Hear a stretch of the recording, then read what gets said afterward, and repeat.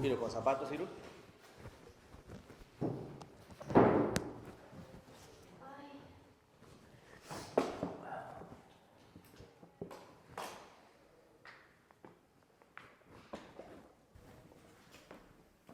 A ver, déjame ver. Yo no quiero pelo tan parado. No, pero si te forma así como un gallito abajo. Iru tiene su propio, Ahí, ahí. asistente. Aquí hay nivel. O sea, No sé por qué no. Yo pruebo clases. No, obviamente, pero no sé si es un buen nivel porque no me estoy viendo yo, así que. Pero a la niña se le queda corta, le ponemos un sofá. ¿Me querés No, humillar a mí me gusta en la una silla. silla? no, ¿eh? Me quieren humillar con una silla. Que no, pero es que cada No, en el sofá te vas a caer. Te tengo No, te más abajo. queda mejor la silla. La silla te queda. Vamos con la silla. Bueno, vamos con la silla. Si no está bueno, es que también puede dar un rollito así a él, ¿no? Que no, que no. Que en esa silla Que no, que se tiene que ir el muchacho en 40 minutos, o menos. Ya estamos. en la silla, las zapatillas. ¿Me las saco? Sí. Pero como va a estar descalzo y se cruza la piel y se le ve el... No me cruzo el pie, no pasa nada. Si no cruzas los pies, no falta que te saquen. Examina con hueco. Pero cuando salieron No lo he visto. es que aquí en este plano salen las piernas. ¿Verdad? Esas zapatillas. Es que No salen a nosotros siempre la pierna. Intenta no cruzar. Dale, no me cruzo, dale. Concha de tu madre. Todo es un quilombo. Vale, estamos. No, esta no. Esta está apagada. Y. Claro. ¿Por qué sabes que no vivimos en una tierra esférica? Creo que no vivimos en una tierra esférica por una cuestión de cuando uno se pone a analizar los axiomas iniciales de cuándo se dio esta idea de que supuestamente vivíamos en una esfera. Solemos hacer siempre el chiste del griego esquizofrénico que dice la historia que en el puerto de Alejandría vio un barco desaparecer y detectó a ojo pelado que más o menos se llegan a ver a los 4 o 5 kilómetros con el mejor de la suerte y las mejores condiciones atmosféricas, que el barco desaparecía primero el casco y luego el mástil. Y lo único que se le ocurrió pensar a este griego, que valga la aclaración, es el único griego que no tiene nombre en la historia, no se lo conoce. Conocemos los griegos más todo su panteón de dioses prácticamente a la perfección, desde el que planteó el primer eclipse hasta Eratóstenes, por ejemplo, y demás, pero no se conoce el griego que vio el barco desaparecer de esta manera y que salió gritando a los cuatro vientos: me he dado cuenta que vivo en una esfera, sin conocer absolutamente en esa época, al menos a nivel histórico se nos cuenta que no se conocía cómo funcionaba la luz, ¿no? Básicamente la óptica en sí, o sea, ¿por qué la primera conclusión es que desaparece primero el casco? Porque se va en una superficie curva. Podría ser, obviamente, después se terminó dando así, que fueran condiciones no geométricas, sino ópticas. Entonces, hoy nosotros entendemos que a la distancia, en grandes superficies, y el agua es ideal para hacer esas grandes observaciones, suceden fenómenos de compresión y de expansión en la atmósfera, conocido con el nombre de Fata Morgana, del italiano la hada madrina, porque los antiguos navegantes, al navegar en el mar abierto, veían lo que después se describían como criaturas fantásticas, ¿no? Como sirenas o dragones o animales de cuello muy largo que salían del agua, y en realidad eran los mismos peces de siempre que simplemente al estar bajo el efecto de esta compresión o expansión atmosférica parecía que tenían tamaños que no eran los normales. Eso mismo aplicado a este barco, es obvio que el barco no desaparece por una geometría curva, sino que desaparece por una cuestión de resolución angular, de capacidad atmosférica o distancia atmosférica, y sobre todo de los cambios de presión atmosférica que se dan y de temperatura que hacen que el aire se vuelva como una gelatina, como ese efecto que uno detecta inmediatamente en la ruta cuando hace calor y se calienta el asfalto. Entonces, esa prueba, o mejor dicho, esa observación que hoy en día es lamentable que siga figurando como el ítem número 1 en Wikipedia, y hablo de Wikipedia como un compendio de información que abajo lógicamente aparece la biografía. A mí me ha tocado estar en, digamos, entrevistas televisivas de Antena 3, de Canal 4 y demás, donde me ponían enfrente a un astrofísico o a un físico y me citaba esa prueba o esa observación como una prueba de una Tierra esférica. Entonces, sin tener en cuenta nada de todo esto que te estoy comentando. Entonces, a la luz del día, hoy, después de 2000 años, llegó un grupo en la modernidad, a partir del 2015, por lo menos para nosotros, que se empezó a replantear ese primer axioma. En la ciencia existe lo que es el cisne negro. Vos podés tener un montón de indicios, de evidencias, que la cosa va para este lado. Pero si hay una sola, que te demuestra que tu axioma clave estaba equivocado, la teoría deja de ser teoría y se tiene que pasar a revisar desde otro lado. ¿Cómo puede ser que ningún gran genio de la ciencia a lo largo de la historia haya puesto ese axioma del barco que desaparece? Entonces, hoy en día con la tecnología óptica que tenemos, no solamente vemos que el barco no desaparece por una curvatura geométrica, sino que vemos, en el caso, por ejemplo, de Argentina, tenemos desde Colonia del Uruguay a Puerto Madero, y se pueden ver también edificios alejados de allí, en otras ciudades, que no coincidirían con las medidas oficiales de los 12.700 kilómetros de radio promedio. Entonces, eso se fue trasladando y se fue pasando de alguna manera a hacer observaciones a muy larga distancia, no solamente desde el nivel de suelo, incluso se llegó a una obsesión por parte de aquellos que estamos tratando de entender ese fenómeno, y me refiero a que siempre de la oficialidad, siempre encontraban alguna excusa, y entonces que la altura, no, porque en realidad se podría, y se llega a la obsesión de poner prácticamente la cámara a nivel de la arena o a nivel de la roca para que esté apenas a 20 centímetros del suelo, y se observan, por ejemplo, hay un caso muy conocido en Estados Unidos, dos plataformas petroleras, una casi a 10 kilómetros y la otra casi a 16 kilómetros de distancia, con una cámara a 30 centímetros del suelo. Y encima se sigue viendo mar detrás de la petrolera de los 16 kilómetros, lo cual eso ya no podría suceder, porque con una cámara a 30 centímetros del suelo, lo máximo que se podría ver es un poquito más de los 5 kilómetros, perdón, de los 2 kilómetros y medio, 3 kilómetros. Ves 5 kilómetros cuando una persona mide 1,70 m.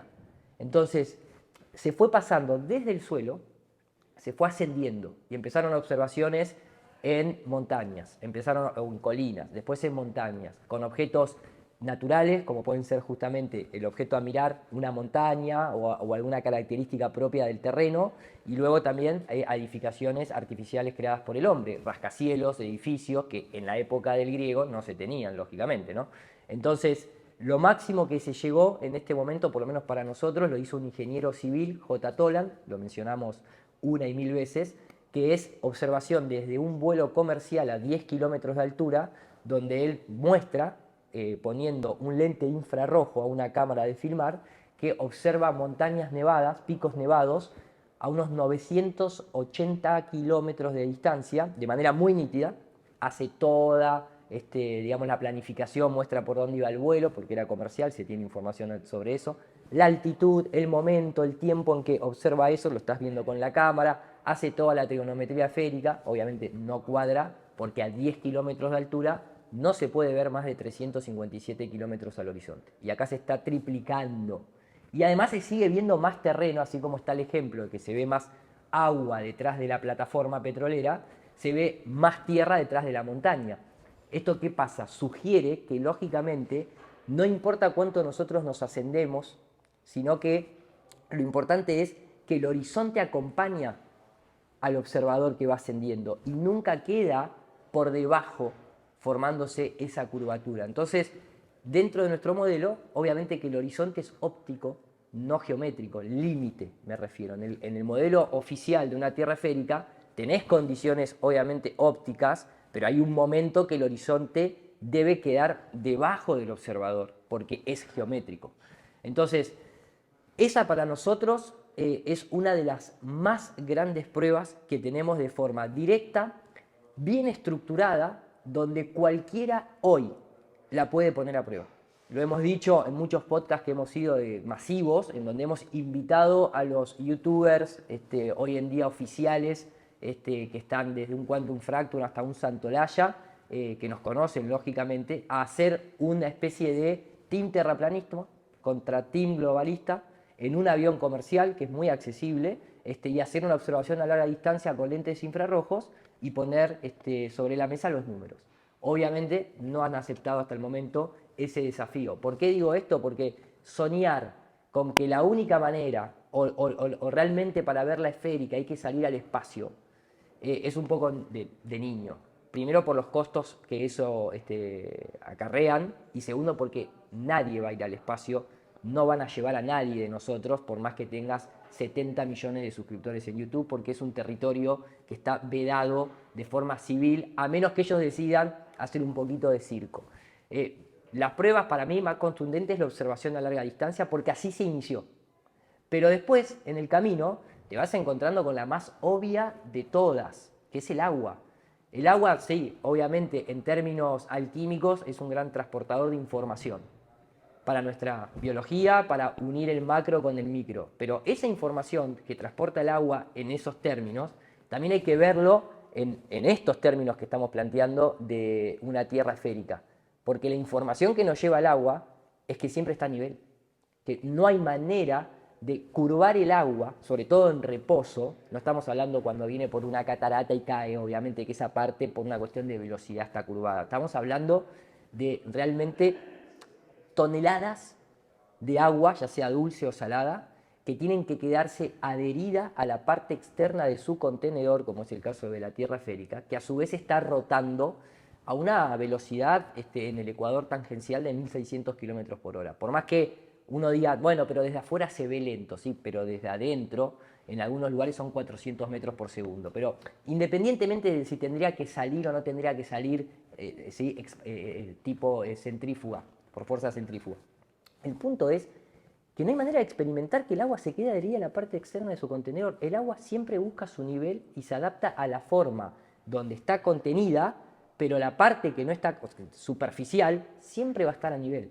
Hay gente que piensa en una gota de agua, bueno, eso es un desconocimiento porque se explica muy fácil con la superficie de tensión o la tensión superficial, que es simplemente la gota, primero no es esférica porque va cayendo y hay rozamiento con el aire, que le da esa forma característica de gota, y eso es una propiedad que tiene el agua, vamos a decirle de consciente, por una cuestión consciente, que se colapsa a sí misma para retener su energía y no dispersarse y de alguna manera morir, si se quiere, en la caída. Y por eso es una gota, pero la gota, ni bien se apoya en una superficie, la parte de abajo de esa gota queda plana y en todo caso queda como un domo, en mínimas cantidades.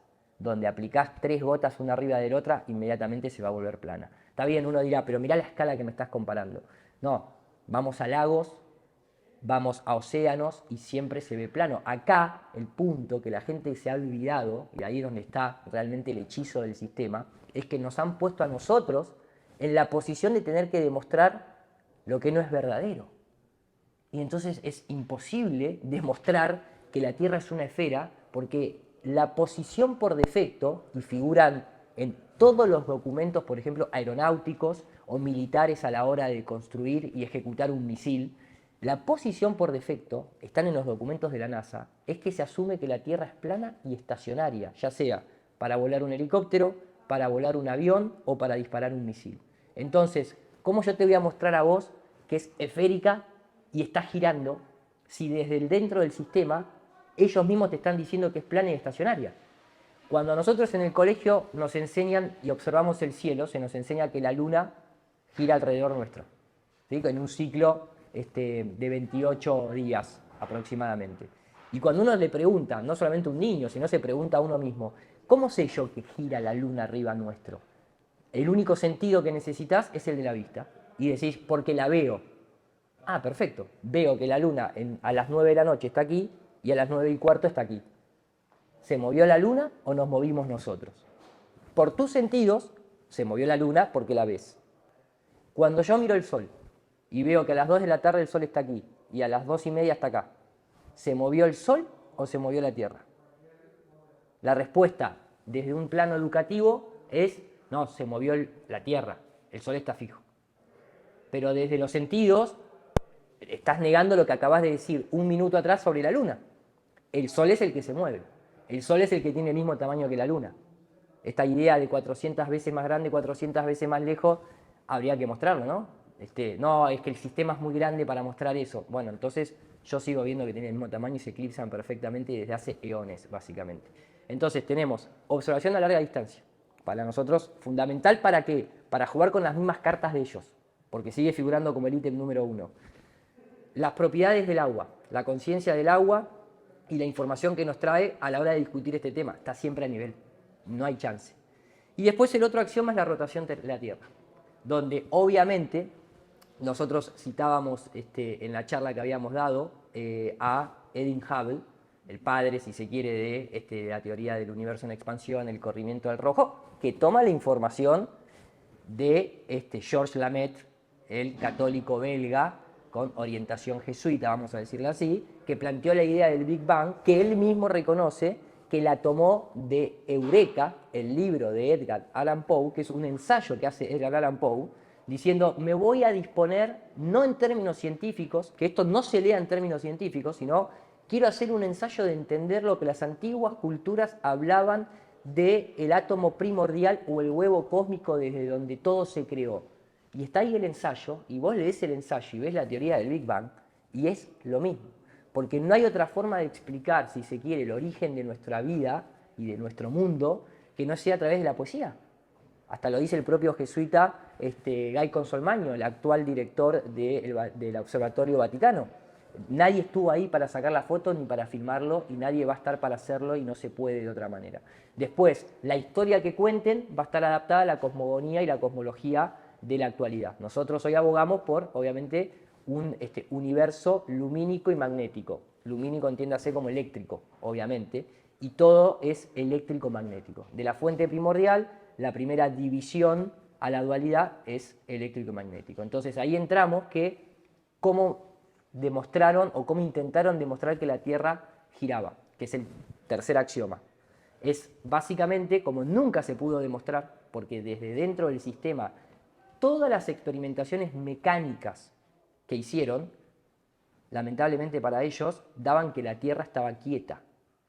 No voy a entrar en el tema del péndulo de Foucault, porque obviamente hoy en día es una pieza de museo donde hay un motor que lo mueve, y en su época, cuando Foucault se dispuso a tirar el péndulo, basado supuestamente en la latitud que estaba, en Francia, pasaba que, claro, estaba sostenido en un péndulo de una bola metálica muy grande, a veces tenían otro material, que estaba jalado, tensado, con una cuerda, que no sabían si no se podía cortar, porque si lo cortás de este lado, entonces ya estás interfiriendo para dónde va a empezar a oscilar. Entonces lo aprendían fuego, pero lo mismo, era una cuerda que se iba quemando de a poco, y entonces daba resultados erróneos, contrarios.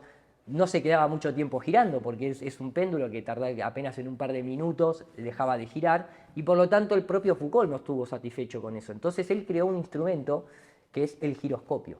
En su momento fue de madera, y dice la historia que ya no se encuentra más ese giroscopio, que no está más, nadie sabe dónde está el giroscopio de Foucault, el original, muy chiquitito, y que estuvo algo así como 6 minutos girando, y que con eso ya es suficiente para demostrar que en realidad sí se dio ese drift en donde, claro, ¿cómo funciona un giroscopio? Tiene una base rígida y tiene la base no, el instrumento que gira a una alta velocidad, y eso lo que permite es que esto mantenga el momento.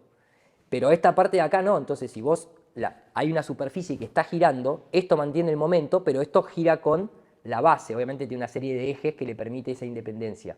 Por lo tanto, eso es lo que usaban los inerciales de las aeronaves antes de pasar un giroscopio láser. Entonces, si es verdad que la Tierra gira, y el giroscopio de Foucault, hecho en madera, jalado por una cuerda, que duró 6 minutos, demostró que sí, mantuvo el momento y la base rotó, y entonces eso fue la demostración que la Tierra gira. Hoy en día, con giroscopios de alta precisión, mecánicos, que incluso pueden ser asistidos eléctricamente y no se frenan, cuando uno lo apoya en el piso y el fabricante dice que tiene la propiedad de detectar 15 grados por hora, que sería lo que gira la Tierra, ¿no es cierto?, en 360 grados, 24 horas, da que está quieto. Mecánicamente da que está quieto. Y ahí aparecen desde Albert Einstein diciendo que la discusión entre el modelo ptolomeico o el modelo copernicano es inútil porque ambos modelos pueden ser explicados matemáticamente, pero mecánicamente, desde dentro del sistema, entiéndase el sistema como mundo nuestro, no se puede demostrar que la Tierra rote. Después tenemos a Stephen Hawking, también en uno de sus libros, citando eso mismo, porque tampoco pueden escapar a eso, no pueden estar mintiendo porque la experimentación les es contraria. Después tenemos, obviamente, el famoso experimento de donde se desencadenan estas conclusiones, que es el de Michelson-Morley, que fue, claro, mecánicamente no podemos demostrar que la Tierra gire, hay que hacerlo de otra forma, más precisa si se quiere, más avanzada. Y allí a finales del siglo XIX, ya para casi entrar al XX, se desarrolla el interferómetro de Michelson-Morley, que básicamente es una superficie donde hay una serie de espejos que dividen un haz de luz, lo dividen en dos caminos diferentes, los hacen recombinar y termina proyectándose en una pantalla que si la Tierra rota, obviamente el haz a favor de la Tierra va más rápido que el que va en contra, como si uno nadara a favor de la corriente. Entonces, ellos lo que esperaban es el resultado final que hubiese una interferencia, un interferómetro, una interferencia muy, muy rápida, ¿no? Pero uno tiene que llegar primero que el otro. Y en la pantalla ambos llegaban siempre al mismo tiempo. Entonces empezaron, obviamente, válido, que tal vez es la época del año, ¿no? Que habría que esperar 6 meses y estar del otro lado del sol, no, habría que tirarlo para arriba, ¿no? Es que se llevó a cabo en un montón de países durante muchos años y el resultado siempre era el mismo, que no estaba ese corrimiento que, que no estaba esa interferencia de la luz. Pero ¿qué pasa? Ellos asumen, ¿cuál es el gran problema ahí? El éter.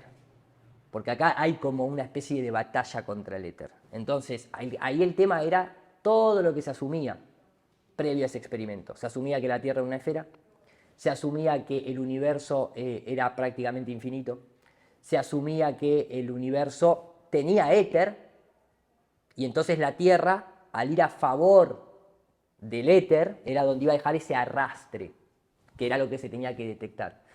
Claro, pero si vos cambias la premisa y la Tierra es plana y estamos en un sistema cerrado, porque tenemos presión atmosférica, obviamente, que si el espacio está vacío, como dicen hoy en día, no tendríamos prácticamente ni aire para respirar, sobre todo con la cantidad de cohetes que salen y rompen ese equilibrio. Entonces, si vos asumís que la Tierra es plana, está quieta, estacionaria, el sistema es cerrado y el éter es, digamos, esa sustancia, no me gusta decirle fluido porque eso no se puede detectar de esa manera, pero es esa sustancia sutil que está en una característica determinada supralunar y en otra sublunar en ese sistema, no vas a detectarlo, obviamente, no vas a detectar ninguna rotación de la Tierra, no es que no exista el éter y el espacio está vacío y por eso no puedo detectar el arrastre, sino que simplemente todo está quieto. Entonces, no tenemos presencia de curvatura por observación. No tenemos que el agua pueda curvarse y quedarse adherida a una esfera, ya sea por la gravedad newtoniana de atracción de masas, porque el propio Newton también lo dijo así, sin un agente intermediario, ni tampoco porque se curve el tiempo y el espacio según la relatividad de Albert Einstein, dado que habría que encontrar una partícula de tiempo o alguien tendría que decirnos cuánto tiempo hay en un metro cúbico para ser curvado. Si no hay geometría, estás curvando un concepto, lo cual en nuestro mundo no existe el tiempo, existe el movimiento. Dado que el movimiento de lo celeste es un reloj, ya sea el calendario lunar, el calendario solar y el calendario Nisan de las estrellas, siempre es igual y siempre se repite, digamos que es lógico transferir el movimiento cíclico y eterno de ese reloj celeste y ponerle la palabra tiempo, ¿no? Y está bien, y nuestro tiempo en realidad es movimiento cíclico, inalterable, y entonces podemos realizar esos calendarios. Pero no existe tal cosa como la sustancia o la partícula de tiempo y espacio para ser curvada. Entonces no hay manera de demostrar que el agua se pegue, no hay manera de demostrar que la Tierra rote, no hay manera de demostrar que exista la curvatura terrestre a ninguna altura. ¿En dónde estamos? O sea, ¿por qué vamos a creer nosotros lo que nos cuenta la oficialidad? ¿Cómo se sostiene la oficialidad? En la caverna de Platón 2.0.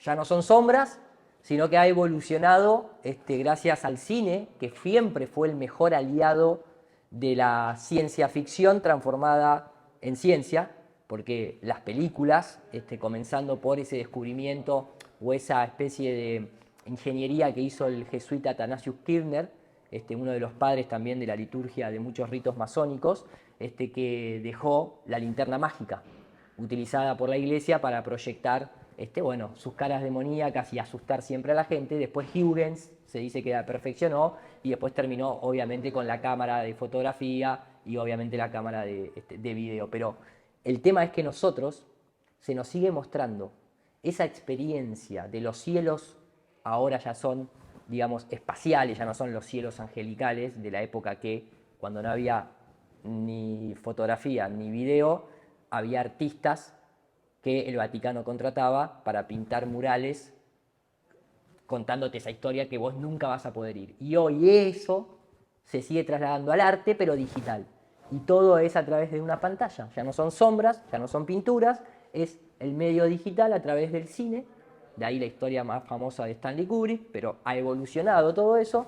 Y todo lo que tiene que ver con el espacio exterior es una experiencia virtual, mostrada en una pantalla de televisión que tiene un muy buen sonido, pero que sobre todo lo que tiene es un contexto donde la gente ha depositado una gran creencia, que es, si se quiere, en ese mundo político. Porque hoy en día la carrera espacial es, y lo ha sido siempre, es política, no es científica. Los científicos la utilizan, pero hoy es, desde hace décadas, ese eslogan de campaña. En Estados Unidos vos no te podés postular a presidente si no decís que vas a desclasificar los archivos de JFK y que vas a volver a la Luna. Y nunca se vuelve, lógicamente. Y eso se ha después dispersado y muy inteligentemente dijeron, nosotros no podemos ser siempre el foco de atención, entonces ayudemos también a financiar otras agencias espaciales en Europa, en China, en Rusia, en Japón, etcétera, y hagamos una especie de trabajo conjunto. Por lo tanto, la experiencia personal de cada ser humano siempre va a ser plana y estacionaria, y lamentablemente la ves por televisión a la esfera como si fuese una película y te crees que es la verdad porque simplemente te la presenta un periodista en un noticiero que no sabe ni siquiera lo que es la trigonometría esférica. Una última pregunta. ¿Hay alguna imagen real de la Tierra esférica que explica qué es lo que vemos? Porque hay gente que no sabe qué son. Mirá, la primera... A ver, es muy interesante el hecho de que ya figuran en los protocolos de Sion en el método de la enseñanza. Al ser humano es más fácil adoctrinarlo por imágenes, porque obviamente de una simple lectura es un ejercicio muy complejo porque lo que uno va leyendo lo tiene que ir imaginando, dado que somos seres creadores y creativos y el poder de la visualización se da desde ahí. Con una imagen a vos ya te cerraron en una respuesta que tal vez no sea real, pero te mostraron la imagen. Desde ese griego, pasando por Copérnico, hasta 1900, si se quiere, no voy a entrar en la época de supuestamente el Sputnik y el satélite Vanguard de Estados Unidos, que fue el que dio la conjetura de que la Tierra tenía forma de pera, pear shape, se dice, que en realidad no es que es una pera, claro, un plano es más ancho la parte exterior que la parte interior y por lo tanto es una pera. Ellos dicen muy mínimo, pero siempre tienen que decir, el sur del Ecuador es más grande que el norte del Ecuador. Y eso es porque también coincide en un plano circular con la Antártida, ¿no? Y el logo de la ONU, etc. Entonces, el ser humano necesita un modelo. Es como que tiene que verlo para creerlo, sobre todo en la ciencia. Entonces, ellos lo que se encargaron, bueno, volviendo al cine, los Lumière fueron uno de los que hicieron, si no me equivoco, esa película con el misil que se clava en el ojo de la luna. Si no son los Lumière, son los Méliès, perdón. Esa famosa película del principio del siglo XX, donde están ahí los científicos escribiendo y un tipo se sube en un cohete y van a la luna y salen unos marcianitos y demás. Eso es Hollywood. Eso es Hollywood para ir convenciendo a la gente. Después, obviamente, Julio Verne, cuando no había televisión. Cuando llega el tema de la carrera espacial entre Estados Unidos y Rusia, los rusos, si uno ve hoy en día lo que le mostraban a sus ciudadanos, es tan triste como lo que le mostraban los norteamericanos. Lo que pasa es que los rusos no se atrevieron a tanto en el engaño y frenaron creo que la última misión fue la Luna 24, así se llamaban, en donde muestran una maqueta yendo por la superficie lunar hecho en un estudio de televisión con maqueta, como se hacía en esa época en los matte painting y las maquetas. Y ahí se frenaron. Siempre ellos dijeron mandamos naves. Simplemente los norteamericanos fueron un paso más, tal vez confiaron mucho en las manos de Stanley Kubrick, que luego le soltó las manos, y terminó, como todos saben, después de exponer a la élite con Ojos bien cerrados, entre tantas otras películas, dejar todas las claves en El Resplandor de Shining, de la falsedad de la luna. Pero lo más importante es que se reconoce oficialmente, lo dice desde Obama hasta figura en los libros de ciencia, que la única fotografía completa, en alta calidad, tomada por un ser humano en una cámara analógica, fue al regreso de la misión del Apolo 17, que fue la última. Y es la que se conoce como Blue Marble, donde cuando uno la ve es muy curiosa, porque primero tiene una iluminación demasiado pareja, que en una esfera ni siquiera se está difuminando hacia los laterales como suele suceder. Se ve perfectamente como si fuese la mitad de un globo iluminado de una manera muy rara, o sea, muy poco habitual, pero el contexto es negro. No hay ningún tipo de referencia de estrellas, por más que digan que no podían ajustar, o sea, ahí estabas adentro de la nave, no es que estabas en la superficie lunar con la cámara Hubble acá colgando sin poder tocar botones, o estabas ahí en la nave. ¿Es la única foto que sacaste? Billones de dólares para sacar una foto, no pudiste ajustar y decir, acá estás con las estrellas. No se ve la Tierra, pero ahí están las estrellas. O se ve la Tierra quemada y ahí están las estrellas. No, es la única. Claro, cuando uno la ve en perspectiva y la ves de forma analítica, es una pintura. ¿Por qué es una pintura? Porque ya de por sí, en el año 1905, el militar Maximilian Maxim había presentado una patente a la Oficina de Patentes Norteamericanas, que nosotros siempre la mostramos, donde se llama dispositivo o aparato para generar ilusiones ópticas. Y es una base de madera con una esfera de madera dibujada con la proyección del mapa rectangular de Mercator puesta ahí.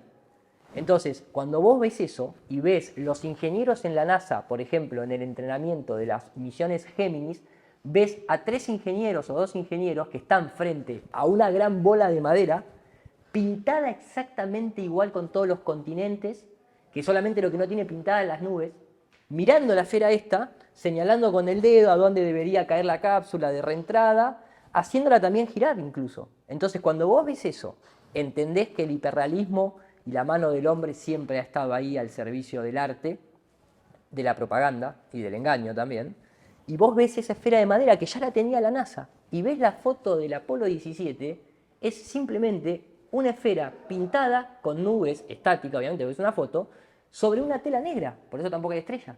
Y eso a la fecha de hoy sigue siendo citada como la gran proeza de la famosa canica azul, que representa que todo lo que existió en la humanidad está contenido ahí y somos la nada misma, una canica pálida azul, un punto pálido azul.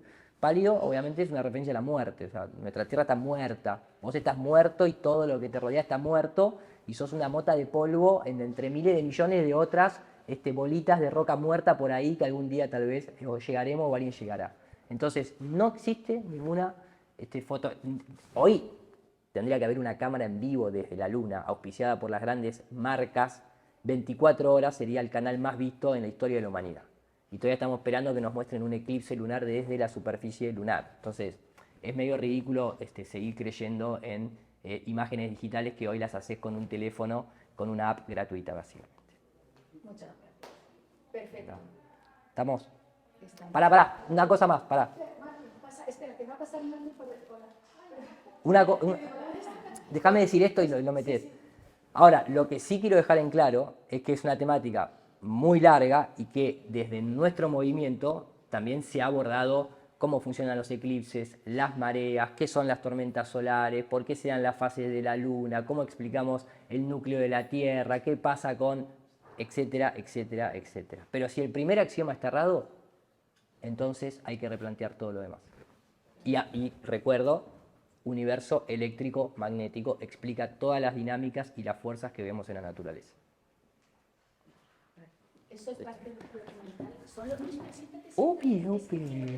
Perdón, yo me paraba, pensé que él se iba a sentar y... No, es que va a pasar por detrás como una cosa... Ah, ok. Es una cosa... Ok, dale. Tú hablas y entonces él va a pasar por detrás. Listo, dale. Como...